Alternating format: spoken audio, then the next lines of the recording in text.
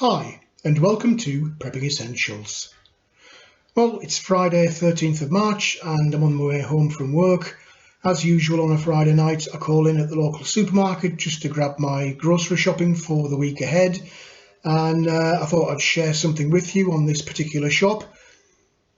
Maybe you can guess what that is, but let's find out.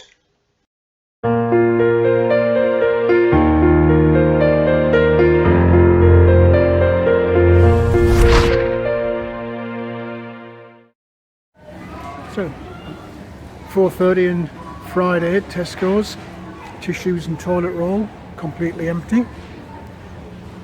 And if we bob round to the pasta aisle,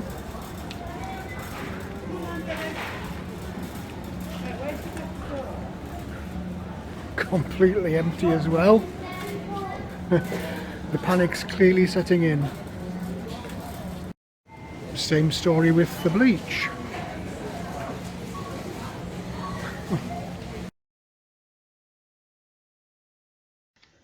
Well, the global outbreak of you-know-what is certainly starting to take effect now. Here in the UK, where we're not normally renowned for panic buying, the supermarket shelves are being stripped bare of some bizarre things. I mean, toilet roll, really? But it's clearly happening. And it's hardly surprising, really, given the spread of the outbreak across Europe. We're seeing figures in lots of countries now reaching into the thousands, and indeed deaths reaching into the thousands. Not quite so bad at the moment here in the UK, but daily numbers are doubling at least on a daily basis now, and certainly fear is starting to enter into the equation with the general public. Given the newspaper headlines, that's hardly surprising. Indeed, the media is telling us it's a matter of time before we're on lockdown. Indeed, some of the media outlets are complaining that we're not already on a national lockdown. So I thought I'd put out a very quick video today just to remind everybody to top up on the preps, but perhaps more importantly for people who might be arriving at the channel because they're thinking seriously now about getting into prepping and preparing themselves and the family just in case we do enter into a lockdown. So very short video, just running through some of the more basic things that people should be stocking up on, and perhaps to remind people where there might be some gaps in their current preps. Number one item on most preppers' list of what to store is bulk dried foods. These are really staples that you need in order to make sure that you're getting sufficient nutrition. They would include things like dried rice, dried pasta. Indeed, some people have cottoned onto that who are not preppers, and you can see that from the video in the supermarket today where all the pasta had gone. Beans and pulses, so things like your pinto beans and lentils. Grains, certainly need those for making bread or porridge, so wheat and oats. And to go with some of those, dried powdered milk. Next on the list is the canned goods. You'll have seen these in lots of my previous videos because I do store an awful lot. Again, it's kind of staples, so potatoes and mixed vegetables. I generally buy the tin of mixed vegetables rather than individual cans of individual different types of vegetable. Soups, where you've got like a meal in a can. Meats and fish, lots of different types of those, and some of them are actually still quite cheap to buy, and they'll go with your pasta or rices to make a complete meal. Pasta or casserole sauces, you can add that as it says on the tin for your pasta to make nice meals. And then to get some extra vitamins, especially vitamin C, cans of fruit. Whenever you're doing meals, you're going to need some kind of condiments, so things like salt and pepper, perhaps some spices if you want to make curries. Stock cubes to add a bit of flavour to what might otherwise be bland rice meals. Certainly some cooking oil, because you are going to be frying some of this stuff. And maybe other things such as soy sauce, which has a particularly long shelf life and can add a bit of flavour and seasoning to any of the meals that you might want to be making. One thing that certainly will be in short supply on any kind of lockdown or supply chain failure will be bread. So baking ingredients definitely should be on the list. Flour and yeast to make bread or pastry dishes, and perhaps baking soda. You'll certainly need some butter or lard if you are going to start making pastry, so you should include that as well in your preps. In the cases of pandemic, definitely on the list was going to be medical supplies. Generally for things like coronavirus, this is going to be standard over-the-shelf medication, so things like paracetamol, ibuprofen.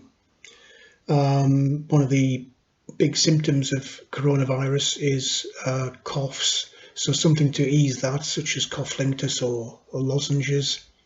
And any prepping cupboard should have some kind of antiseptic cream or liquids, and of course it should have a standard first aid or indeed extended first aid kit.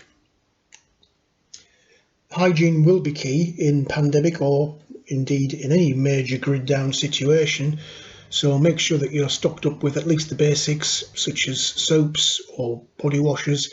If you can get antibacterial soaps, even better. Don't forget oral hygiene, nothing worse than a toothache when the dentist's or doctor's surgery is shut. Definitely toilet paper or wipes of some description.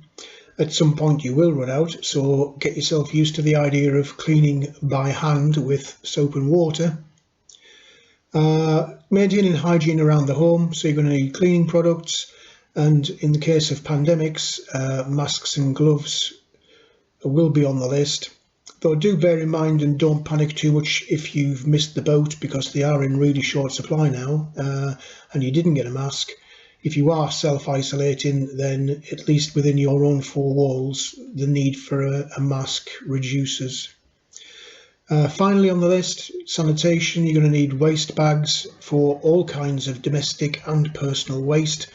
You never know if the mains grid sewerage supply is going to go out, so get used to the idea of pooping in a bucket into a bin bag. Don't neglect family members. Make sure you're taking them into account when you're doing your preps. If you have infants, baby food will be on your list, or baby milk, depending on the age. You might have some people within the family group that have special dietary needs. Maybe they're lactose intolerant or something like that, so don't ignore that when you're prepping. They will need feeding as well, and you don't want them to have an allergic reaction because you forgot about their own specific dietary needs. Ladies in the house, don't forget to stock up on your feminine hygiene products. And if you do have anybody who is medication dependent, then get some advanced prescriptions done to get some stocks of whatever prescription meds it is they need. As always, don't neglect the pets, so cat and dog food or any other exotic animal you might have.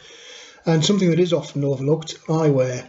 It's always worth trying to get a spare pair of prescription glasses, or failing that, pick up some of those cheap reading glasses out of the discount stores.